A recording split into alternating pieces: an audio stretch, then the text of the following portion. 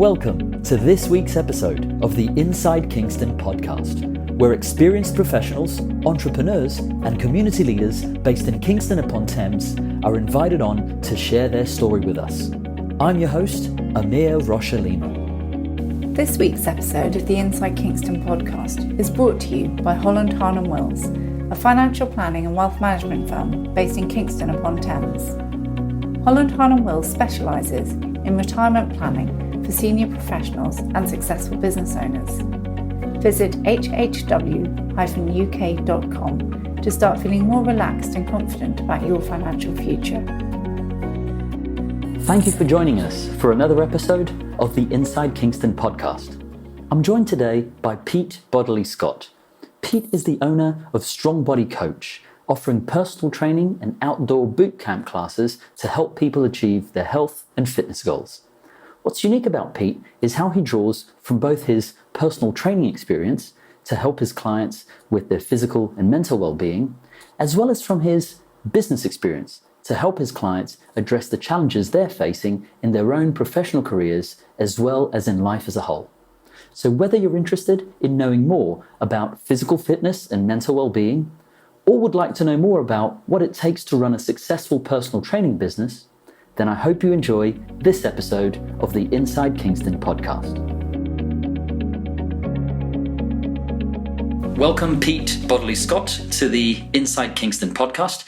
Pete, I'm really excited about this conversation because I think your military background, as well as your experience in running successful businesses, can offer our listeners not only an insight into the world of fitness and well-being, but also around the discipline needed to form successful habits both in business and in life. But to kick off this conversation, I'd like to go back in time if that's okay. So where did you grow up? Well, firstly, thanks for inviting me in, and hopefully there'll be some value in what I share with you today. I'm originally from the New Forest, a town called Lymington on the south coast, very much out in the countryside. Father's a GP, 3 siblings, and spent a lot of our time outside, educated locally, and that's where I stayed through to the age of 18, 19, for the classic gap year, go travelling, off to university to do a degree. And then after that, that's when my portfolio career sort of really started to kick in. After my graduate degree, I then won a place at law school, College of Law in Guildford. Within 5 minutes of turning up, I realised I wasn't going to be a lawyer. So I did my time. They asked me to stay, not to leave, because it would have affected their stats. But while I was there, I went to Aldershot, which is just across the road from Guildford. Went to the headquarters of the Parachute Regiment, walked in and said, I'd like to join the Army, I'd like to join the Parachute Regiment. And then it really just kicked on from there. Could you tell us a little bit about Army life and how not only the process of getting into the Paras was, but just life in general in the Army? Okay, obviously there's a lot of these sort of reality TV programmes around now. Some of them, there's some really truthful elements in them. I know the ones quite recently on earlier this year, Paras Men of War, was actually fairly accurate, but some of them can be taken with a pinch of salt. But I came from a complete non-military background. I just really enjoyed sort of outdoor life. And as I had a degree, the Parachute Regiment put me through a selection process in Aldershot, which was a 5-day, it's called a pre-regular commissions board, where 30 potential young officers attend, and from there they selected 2. There's me and one other. I was then invited to go to the regular commissions board, which is a 5-day selection course in Westbury for the wider army, with the potential of being sponsored by the Parachute Regiment to go to Sandhurst. Passed the regular commissions board, RCB, and then I went to Sandhurst in September 93. Fantastic. How's life at Sandhurst like? It was quite a culture shock, really. Obviously, going from being pretty much 4 years of being a student, long hair and everything to go with it, to go into a world of quite a high level of discipline and very high standards, especially based around integrity, which is incredibly high, and all of the qualities of leadership that they drum into you at Sandhurst. What they're looking for is that you've got those underlying qualities, and it's their job to break you down and reconstruct you into a version of yourself that would fit well within the army. But I absolutely have to admit, the first term, which was 12, 14 weeks, was an absolute culture shock. But found my feet, And then, the second 2 terms were pretty enjoyable, really. And then got commissioned out of Sandhurst into the Parachute Regiment. And from there, I went on to the Parachute Regiment Selection Course, which is called P Company, very similar to the Royal Marines Commando course, but the Parachute Regiment's version of it. And then on to Brize Norton to do my Parachute Jumps course. And so from there, you get your parachute wings. And then as a young second lieutenant, I was commissioned into the Royal Army, which was the 3rd Battalion Parachute Regiment. Wow. And did you do any time abroad with the Army? Yeah, a lot of time. I mean, I was fairly fortunate in that it was predominantly pre-ceasefire, Northern Ireland tours, all the way through the Good Friday Agreement process, which is quite an education. The marching season as well, out of Drumcree, which again, you learn a lot from those type of experiences. And then a lot of exercises and short deployments overseas, but nothing like the Gulf Wars. They were either side, or Afghanistan. So I left in '99, which was before they kicked in. Okay. And Pete, you left the Army and fell into IT, is that correct? Absolutely. A lot of guys and girls leave the Army, don't really know what direction they're going to take. I was definitely one of those. Bizarrely enough, a friend of mine who had left about 6 months before me gave me a call and said, "Pete, I hear you're leaving. I'm already working for a consultancy company that had grown out of the Y2K Millennium Bug opportunity, and they were recruiting project managers to work in retail." So I went from the Parachute Regiment to Mothercare as a project manager on their Y2K project. Quite early on in the process, week 1, I worked out that it was much to do about nothing. But they had an obligation to go through the process and make sure that they were fit for purpose, and the Millennium Bug would not affect the business, as it did not really affect anyone. Then out of that, obviously, that job was time capped, because obviously midnight on New Year's Eve, there was no job anymore. So I got a job actually locally here in Kingston with a company called Internet Assist as a project manager. They're a web design agency, and I worked for them for a year or so before I got the opportunity at Premier. Yeah, and then tell me about your time in Premier, because this is what then eventually led you to set up your own company within the IT sector. Is that right? Yeah, absolutely. Well, I was originally brought on to Premier. They had some new owners who just acquired it. They were looking for essentially a general manager to take on an IT outsourcing element of the business. It had 2 strings to its bow at the time: a training business, which still exists, an IT training business. But they also had I'd call it like a cottage industry IT outsourcing business, based predominantly around the not-for-profit sector, a break-fix type company where they're just loan out engineers like hired guns to go and fix servers and install PCs for small businesses around WC1 Holborn area. So I was brought on to essentially get that business onto a good footing, put some proper procedures and processes in place and some accountability, and build the business. And within about 4 years, I think we've taken it from 8 clients through to about 60 organisations, predominantly charities, ranging from the sort of big household name ones that you're aware of, like Breast Cancer Care, Breast Cancer Now, Prostate Cancer UK, through to really, really small charities who are piggybacking off the shirt tails of other commercial businesses who would give them office space and maybe 1 or 2 PCs to run. So, we built that up pretty much from 2001 through to 2008, and it was quite a nice little business, quite profitable in its own right. But because we were built around predominantly the not-for-profit sector, I think it helped, or should I say, it was more aligned to the values that I held with how organisations should work, and I think that's why we had a lot of success with those charities, because I think we shared very similar values with how we operated as a company and how most charities operate. And then you decided to set up your own business right as this very tiny little event, which our listeners might remember, called the Great Recession, was kicking off. Yeah, definitely. Adversity comes to opportunity. Obviously 2008, hit a lot of businesses, quite a downturn. But we had a guy on, one of our senior engineers, a Greek guy called Thalis Tassalis, and he was phenomenal brain, still is. And he built an infrastructure based on open source software, so license-free software, which could be hosted within data centers. So the server rooms, which most organizations had, or probably still have, We had an opportunity to go in, decommission them, get rid of all their capital expenditure, flip it over to an operational expenditure budget, and take the risk of IT out of the organisation. So we took complete ownership. So we took over the whole infrastructure. We also had the outsourcing capability with support desk and on-premise engineers we could send on site. And the first thing we did was go out and all of those sort of 70 or so, 80 clients who want to break fix IT contract with us, as their servers became end of life, we encouraged them to migrate over to a cloud-based model. Okay. And because most of the clients we looked after were charities, their Microsoft licensing was at 10% of the commercial rate. So the cost for charities to go to a cloud infrastructure was, it made perfect sense, and it avoided any capital expenditure of replacing new server hardware. So within about 18 months, pretty much every single client we'd migrated into our data centre, and then we continued to build the business from there, bringing more charities on board, but also we branched out to the legal sector as well. We brought a number of predominantly criminal barrister chambers, bizarrely enough. They were based in the Holborn area around us, and we brought them into our cloud infrastructure as well.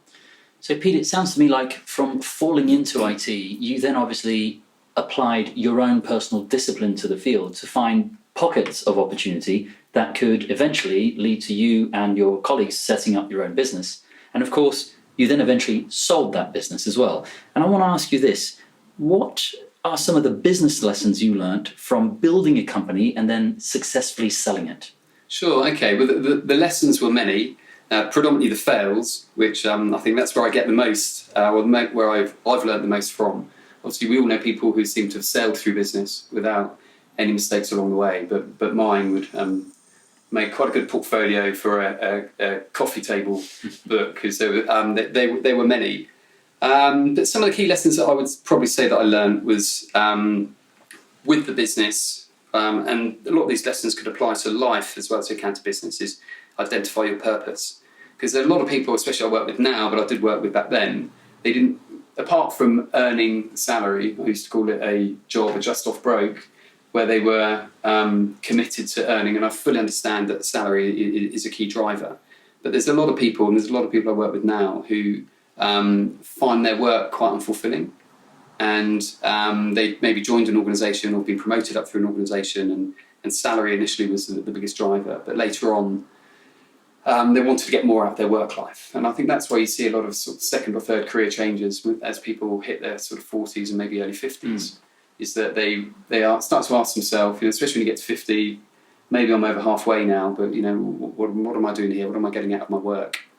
So with any organisation, any startup or the businesses that we started, I'd really identify what your purpose is. Why are you doing what you're doing? And share that experience with friends, or the answer to that question with friends or work colleagues, to see if it's relatively watertight. If you find you don't have a work purpose, then maybe it's time to reflect, maybe acquire different skills, qualifications, or change tact completely, obviously as I have a couple of times, and maybe take a different direction. So that's definitely one of the key things that I've identified.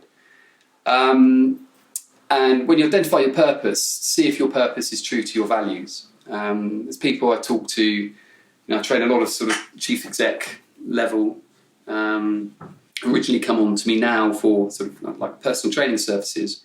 But when I start peeling the layers a bit and talking, so obviously sometimes we spend 2 or 3 hours a week training together, and we're talking about all the elements in life, taking a really holistic view to sort of health, not only physical health, but mental health and well-being, which is really, really important. Is trying to identify what your values are, what's important to you. So not only you should have a purpose, why you're doing what you're doing, but we all generally have a set of values that we can write down. And does what you do with your work life, does that align to the values that you have? And again, if the answer is probably not, then maybe you're in the wrong industry, or you need to take a different tack, go off in a different direction. So I'm quite big on working with people to identify what is your purpose, why are you doing what you're doing, and are these aligned to the values that you hold in everyday life? If you can find that sort of nirvana, holy grail of a work purpose, and which is aligned to values, then generally I find that people have a very sort of fulfilling work life. The least fulfilling work lives I tend to work with people have is where the sole focus is on is on the salary and just is on the financial gain, which I fully respect and understand is important. And some people are tied into that for a multitude of reasons, and they can't stop and they can't change. And I absolutely respect that. But like I said earlier, generally as people get older, they tend to reflect on purpose and values. And for the benefit of our listeners, there's a great book that covers this subject in a really interesting way, and it's called Start With Why by Simon Sinek. So I just thought I'd mention that in case our listeners would like to know more about this. That's a good little resource to look at. Okay. Pete, you mentioned your own transition there from completely different careers into others. You then, of course, moved on from the IT sector into, retraining as a personal trainer. Yeah. Could you tell us a little bit about that, and also about how your business looks like today? Sure, yeah, absolutely. Obviously, when we sold Premier IT, I was quite fortunate in that as a co-founder and shareholder that the shareholders were remunerated for the sale. So I was at an advantage that, and as I say about money, really, for me, all it does is give you choice. So I had time to reflect. So I had a young family, two boys who at the time I believe were 9 and 7. I wanted to spend some more time with them, so I wanted to be at home a bit more. I liked being outside.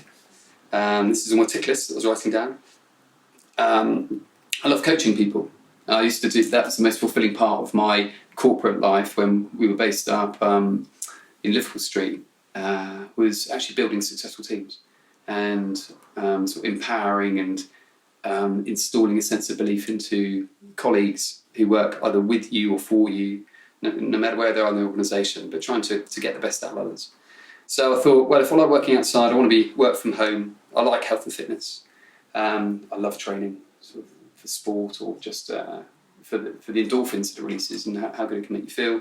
Then why don't I tie the whole lot together and qualify as a personal trainer? So at the age of, what was I then, 47, I turned up on a sort of, I think it was a 3-month course when I was probably old enough to be the dad of most of the people who were on the course with me. But thoroughly enjoyed it.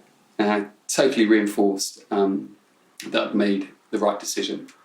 Obviously I didn't have any premises. I had skills and qualifications at the end of it. I had what I felt was the life skills which maybe some of my peers on the course didn't have. And the course was really good actually because it had a business element to it, so it made you write a business plan and it really made you think through the process. And I identified my market, which was essentially parents with primary age school children. Sounds a bit bizarre, this market in KT3 or predominantly in New Malden. So people who wanted to primarily do exercise early in the morning, so it's my best time of the day, get their training out of the way before they go off to work. So I started setting up a series of bootcamp classes in Beverley Park in New Malden. So I paid the council to use the park, and I started setting up these bootcamp classes and just through word of mouth predominantly. Built up to a community. It's about 150, 160 regular boot campers now. So wow. This is 2 years down the line. Averaging, looking back at the stats, between 28 and 30 to a class. So I run a class at 6:15 in the morning and at 9:15. So I get the 6:15 class of people who want to train 45 minutes before they go out to before they go to work, and the 9:15 is people who drop the kids off at school and want to go and do some exercise before they kick on with their day. So the boot camp class is very popular. Again, a bit of my military background playing here, that they aren't for the faint-hearted. Everyone's welcome, all ages and abilities, don't get me wrong, but as soon as everyone gets into the groove, they work hard. And I think if you speak to anyone who comes to those classes, they like I said, when they get into it, they work pretty hard. But I've built up a really good community, and it's bizarre. Someone came to me the other day and they said, I came here to start training with you to get fit, but I actually stay here for the community. Wow. And so I reward the loyalty of the people who train with me. So if they get to 50 bootcamp classes, and I've just had my 50th person get to 50 bootcamp classes, they get a free t-shirt, all fully branded, and they're really good quality training shirts. And then when they get to 100, they get a badge. And I've handed out a badge today to a lady called Tiff, who unfortunately I've missed 100th. She was already at 147 when she sent me an email reminding me. But I've got a real loyal community, people who come 3 times a week. I run them Monday, Wednesday, Friday, and it creates a lot of really positive energy. And I came into this thinking, I'm going to help people with their physical health. But what has become really apparent to me is that as those boot campers, I call them the boot camp clients, quite a number of them have distilled down into one-to-one training clients. So I train as pairs, either husband and wife teams, or two friends who want to train together. That most people I train, everyone has a backstory, myself included. And it's when you're working with somebody 1, 2 or 3 hours a week on a one-to-one basis, that's when you start to talk and things come out about other challenges they may be addressing, especially in their work life. And again, I've got some of the scars for the monumental mistakes that I've made over the years, which I tend to find from the feedback I get, they find some value from, and they realise that it's absolutely fine to make mistakes, and but the true measure of somebody is how they correct those mistakes after they've made them. So that's been an incredibly rewarding part of the work, is doing the early morning classes, and I work up until 3, 4 o'clock in the afternoon, predominantly on a one-to-one basis. Like I said, starting working on people's physical health at the appropriate time. Mental health challenges come in. I've had people who, in consultation with their GP, have managed to significantly reduce their dependency on prescription medication, address their alcohol addiction issues. I've had some people who've lost over 20 kilos of weight when they've realised why they're eating what they're eating. Wow. And so when I look back at my old life of net profit, multiples of EBITDA and business valuations, are then now the rewarding thing is when somebody says, I can play with my kids now, or I can now run for a bus, I've lost 20 kilos, or people have come up to me I haven't seen for 6 months and said, oh my gosh, I don't recognise you, you've completely changed. Or when somebody says, if there's a background of depression or anxiety, and like I said, in consultation with their GP, they've managed to reduce that dependency on that medication, then that's how work looks good for me now, and that's how I get my kicks from what I do. That's incredible, Pete. And there's so much in your story that I want to unpack for our listeners. And I want to start with something which I think, at least I know I'm guilty of, but I've spoken to many a person who says they're guilty of this too. And it seems to be persistent with regards to exercise in particular. How would you suggest a novice to regular exercise builds the habit of actually consistently continue with regular exercise? Because that seems to be the hardest thing. People start, inevitably they stop, life gets in the way, and then it's 3 months later before they start exercise again. What would you suggest how somebody can think about that in order to try to get more of a regular pattern in place? Sure, yeah, really good question. The key thing is I'll always ask people from the get-go is rewind 20, 30 years back to their childhood, what did they enjoy doing? They said, I love playing football, or I love running, or I enjoy swimming, or, well, maybe pick up the first port of course, go back and pick up from where they left off. Because there's no point saying to somebody who's a passionate runner, or was a passionate runner 20 or 30 years ago, that they should maybe jump on a bike or go to a group exercise class. So I try and rewind the clock a bit and look back to when they stopped training, why did they stop training, and what was it they did when they did enjoy exercise. Obviously some people come from a background where they never did anything, even at school. And that's probably where the biggest challenges are. The key thing, and as I think I touched on earlier, is group exercise classes tend to work quite well, especially outdoor training. If you just Google mental health benefits and physical benefits of exercising outside, and you'll find they far outstrip exercising inside. So find something to do that you can do outside in a green open space. And we've got Richmond Park just up the road, Bushy Park behind us. So we're spoiled for open spaces that we have out here. And there's lots of trainers or things like British Military Fit, which I now believe called Be Military Fit. So there's lots of opportunities to join a community of like-minded people. Find a friend who can do it with you. So if people want to start on that exercise journey, maybe a work colleague or somebody they're close to, a friend or family member, is that element of peer pressure of having somebody saying to somebody, okay, we're going to do something at 7 o'clock this evening. If somebody else is relying on you to drive them there, then you're not going to get home from work feeling tired and not go. There's a high chance you're actually going to attend. So find what you did before and tap back into that. Find other people who are prepared, who are in a similar situation as yourself, and maybe start the journey with them. And I think that community element so I'm passionate about community, of getting involved with other like-minded people, especially in outdoor spaces, because I fully acknowledge that a lot of gyms are are very intimidating places. And if you're a complete newbie and you walk into a gym, you quite often you don't feel welcome. And so I think try and maybe find something else. I've had people who've found open water swimming, swimming up and down the Thames.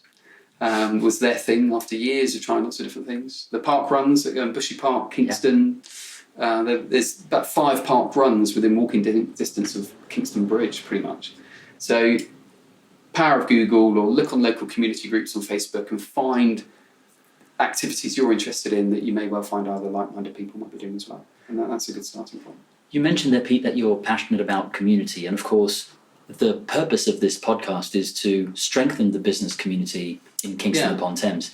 How do you think of community from the point of view of enhancing or leveraging your business profile? Could you tell some of our listeners who perhaps are business owners themselves about how you think about that? Yeah, sure, absolutely. I mean, obviously I build a community within the boot camp attendees who come to my class, and we have social events that we host, or we'll go off and do things like these Tough Mudder runs, or people go and do a 10k, London 10k, and they'll go off and do it together. They also, part of the Malden Fortnight, organise the kick-off event, which is the 5k run in Beverley Park, which is a bit Groundhog Day, but 5 laps around the park. And I get people, since 2014, since we started doing that, coming back every year. And that's built quite a community element to it as well. And I find building a community, and this even goes back to my work life, which is probably more relevant to the corporate sector that we were probably touching on there, is that if you can build a community of not only customers but suppliers, even competitors, because I used to work with competitors in my old life, if there was a particular skill that we did not possess, and there's no point bringing somebody on into Premier IT, then I would phone up a competitor, became good friends with some of our competitors, and we would have an agreement in place where they would provide those resources. So not only look at as potential customers for that community, but look at your supplier base, even look at potential competitors as well, see where you can help them and bring those people together. I think in this online age, everyone's too dependent on, though there are obviously great products, things like in LinkedIn, and I use Instagram a lot, you can't beat getting people together, whether it's a networking event or an informal barbecue or Christmas drinks or something, and spread the net far and wide with the people that you can think add value to each other. And like I said earlier, a couple of times, include your competitors who can maybe add some value to what you do. It sounds a bit strange bringing competitors into your business, but if they can add value and you have an agreement in place, then why not? Pete, when you look back at your career journey to date, what are you most proud of? Good question. It comes through different phases. Obviously, there was the military career, being a young lieutenant and platoon commander in the parachute regiment, building up a platoon of soldiers up to 28, who some of them came from really disadvantaged backgrounds, where it's either go to prison or join the army, and finding a common purpose for them to all buy into and work together, and then that leadership element of it. So I think the leadership skills, and I made mistakes along the way with that, but I think the leadership qualities that I brought to the table as an army officer, which I applied not only during my time in the army, but when I left as well, I think really served me well, and they benefited, especially the young soldiers who work with me, who go full circle back to social media, now contact me 20 years down the line going, "Hi boss," or "Hello sir," even though I haven't spoken to them for 20 years, they'd like to meet up for a beer or something. So obviously I did something right. There were mistakes, but generally I think I did an okay job. And then going through into the corporate world, post-military, the time at Premier, there was, again, some catastrophic fails at the time.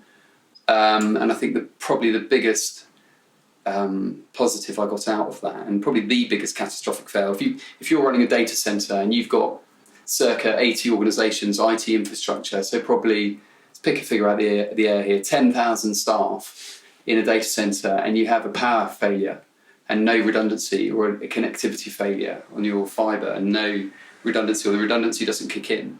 I remember coming out of one meeting and I had my phone switched off, as I always do when I go into a meeting. I came out to turn my phone on, and I had 24 voicemails from either chief execs or MDs One of them was a hedge fund saying we're trying to put through a $100 million trade and with New York and we can't. We've got 1 hour. Get your data center back up.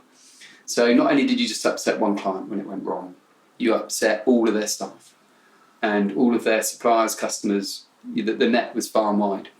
And we probably had 3 data center fails in the early days. Some of them not long, minutes, a couple of them a couple of hours.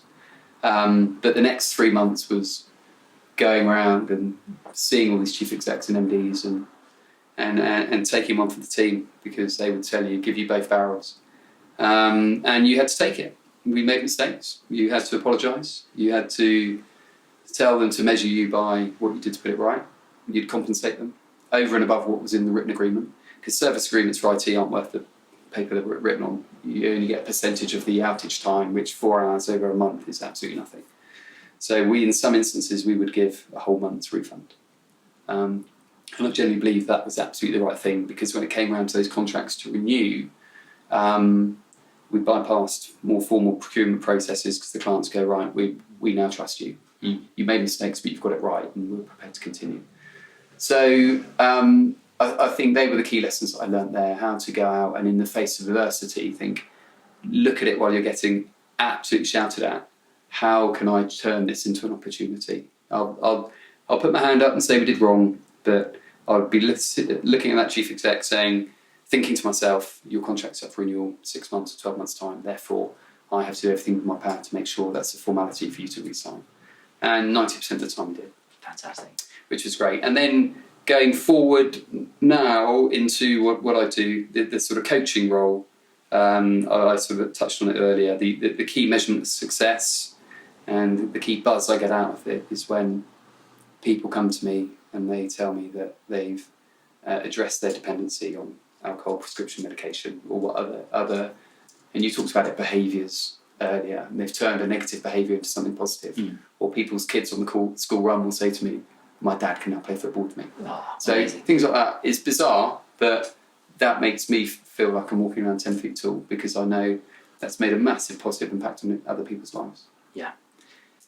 What next for you and your business? Any projects in the pipeline that you can tell us about? Okay, yeah, good question. See, I've got it to a place now where I'm really comfortable with it. One of the key lessons to learn in business, and the hardest lesson, is when to say no. And growing the business, as anybody growing a business, usually you take on pretty much every opportunity that comes your way. You've got to make sure cash flow is in a healthy state, etc. And in every business venture that I've done, I've sometimes taken on the wrong business. And I had a bit of a mantra, I still do have a mantra, not all business is good business and you'll never do business with bad people. And I'm fortunate now I don't have any bad people in my business. But there's been a few bumps in the road along the way with what I've been doing with this training business and coaching business. But the key lesson of saying no, I think I'm really applying quite ruthlessly now, because if I look at going full circle to the start of this conversation, part of my purpose of doing this was so that I could spend more time with my kids. Yeah. And it's getting to the stage where I was up at 5 in the morning working through to 8:30 in the evening, which is just madness. My wife used to say to me, I saw you more when you were in your corporate life up in the city. So I've said no quite a bit lately and sort of trimmed the day. So I'll start early. I don't mind starting early, but I finish early now as well. Don't work weekends anymore because I was working Saturdays. But the plans going forward, so it's in a good steady state, just tapping the tiller at the moment. A good volume, good quality clients, good bunch of suppliers who I use as well. I've got an app which automates the bootcamp booking process. If I've got 30 people booking onto classes at different times of the day, I don't want to have any manual involvement in that process. So everybody pre-buys packages of 10 bootcamp classes. They've got 3 months to use them. Off they go. Start booking. When you've used your 10 classes in your package, you pay again and you buy it via the app. There's a commission fee, but do you know what? It far outweighs the free time. The free time I get far outweighs the commission fee that I pay for automating that very historically labour-intensive process. So the app has been a recent addition and it serves me really well. Frustrates some of the clients because they feel they lose the personal element of the relationship a bit. So it's important to keep that balance right. And I've got my eldest son's about to go off to secondary. So I think it's an important time. I still want to be round, but I've still got for him. But I want to see what I could possibly do with this business. And it's either I couldn't really increase the volume much more because the classes are pretty full. And as I alluded to sort of in the prior conversation, the classes fill up mainly as soon as I release them within a few hours for the following month. Wow. So, and the one-to-one customer base I've got is really healthy, and I'm pretty comfortable with that. I've toyed with the idea of possibly an online coaching model, but I think part of the key success behind the business to date has been the personal element of it. Okay. And it's very much community and very locally based. It is predominantly within a mile of New Malden, my customer base. But there is an opportunity to do more online coaching, especially around behaviour and weight management. Because that's where I seem to have most of the success, is people who present themselves to me, 10, 20, 30 kilos overweight. And they've tried every crazy yo-yo diet in the book. And when we sit down and start working through the wider elements of life and what is causing these behaviours, these negative behaviours, and why they're eating like they're eating, I can then get some results. So I've designed a package where I'm going to be working with people more on a consultancy basis on weight management, which is something I didn't really think I'd be getting into, but I've had quite a few successes with it. So I'm a great believer in build on the successes that you make. And as long essentially it's just me in the business, I've limited resources, so I've got to look at applying my time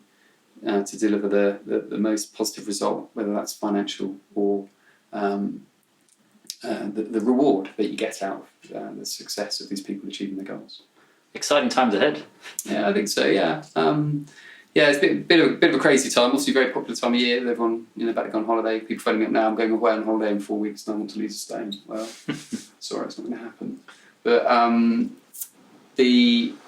got to take a longer look at a more holistic view of everybody's life, and especially nowadays, I've touched on it earlier about mental health and wellbeing and anxiety. Go to your GP. Absolutely, fully support GPs for this, but they will generally go down the prescription medication route. And it's good to work with people in consultation with their GPs on finding another way, or another way that can complement the medication as well. So the dependency doesn't remain for life. Absolutely. Pete, as we start to wrap up, I'd like to ask you a few quick-fire questions that our listeners are always interested in. What do you do to relax outside of the office? Yeah, a bit of busman's holiday, really. Anything outside. So I love running around Richmond Park. I'll do it at least once a week. Friend of mine, I touched on the person earlier who's got into open water swimming. She wrote me in, a lady called Sue Wilson, into swimming up to Hampton Court Bridge and back up the Thames, getting a few strange looks from fishermen sitting on the banks and people passing on pleasure boats. But fortunately, my kids, my eldest one, Ollie, he shares my passion for cycling, and my youngest one, Harry, and my wife, Sarah, enjoy my passion for running as well. So as a family unit, we do quite a lot of stuff outside. And also, I'm a scout leader as well. I look at life that you spend the first sort of third of it learning your trade, the second third applying it, and the third is sort of giving back the knowledge that you've acquired. So I find that incredibly rewarding. I'm going off to Cub Camp next week with about 24 cubs. Wow. I'll be getting them doing a boot camp class while we're out there. But that's incredibly rewarding as well. Fantastic. Who are some of the people you admire and why? Okay, usually you get asked this question in a business context, where I find the most rewarding experiences in hearing about or talking with people who have faced significant adversity in life, whether that's in business or in health, and they've overcome that adversity, and they've, no matter how dark those days have been, have got something positive out of it and turned it into an opportunity, or not let it completely break them, turn it into something positive and to learn those lessons.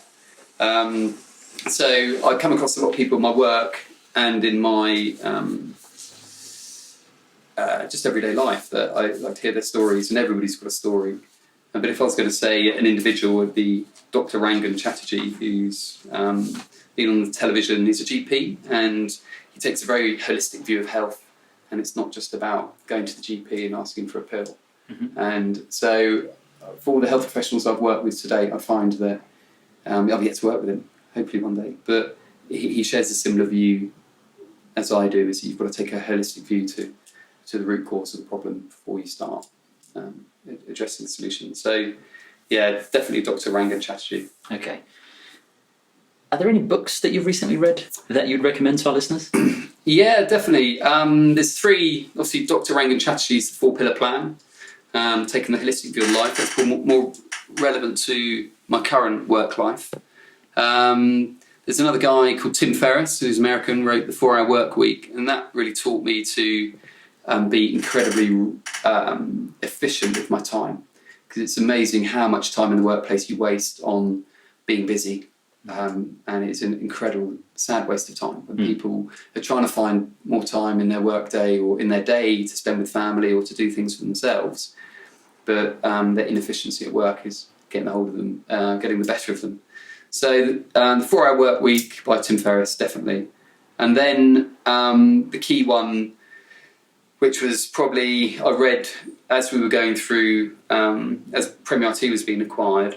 Obviously, we were set by the new owners quite an aggressive set of sales numbers to hit as part of the acquisition process, both pre and post-acquisition. And I've never been a great believer in aiming for the result. I've always been a believer on focusing on the process, because if you focus on the process and get the process right, that's every minute of every day, or every minute of every hour of every day that you work, being incredibly efficient with your time. I came up with my own name for it, minimum effective effort, be really effective in short bursts of time. Then there's a guy called Bill Walsh, who wrote a book called The Score Takes Care of Itself. He's an American football coach. I know nothing about American football, can't say I even really enjoy the sport, don't think I've ever watched a whole game, but he very much took the process, instead of looking at the result, being the champions at the end of the season, just strip it right back to the basics of every minute of every game or every minute of every training session. Just make sure you follow the process. And if you follow the process, the score takes care of itself. So 3 books really that sort of I've got the most out of over the last sort of 15 years or so. That's really good. I really appreciate that, Pete. Finally, where can people go to find out more about you and your business? Sure, okay. My website is the starting point. That's strongbody.coach. And also on Instagram at strongbody.coach as well, where I share a lot of the success stories of the clients who have got to 50 or 100 bootcamp classes with me. Some of them are close to 200 now. So I use that for broadcasting good news. But yeah, there'd be the key points. And also on Strava, if anyone's on it, then look for Pete Bod on Strava, and you can see about my own training and what I do when I'm away from my day job. And for the benefit of our listeners, I'll make sure I link to these resources on the show notes. Pete, thank you for joining us here on the Inside Kingston podcast. It's been a pleasure to get to know your story. Brilliant. Thank you very much. Thanks for inviting me in. That wraps up another episode of the Inside Kingston podcast. Make sure to check out our guests' website, pay them a visit, and help spread the word about what they're doing. If you have any questions or know someone who should be a guest on the show, please feel free to get in touch. I would also love it if you could go to iTunes and leave us a review and a 5-star rating. We work hard to bring on some great guests, and getting a review from you is one way to help the podcast rate well on iTunes so that others can find and enjoy the show too. Thanks for listening.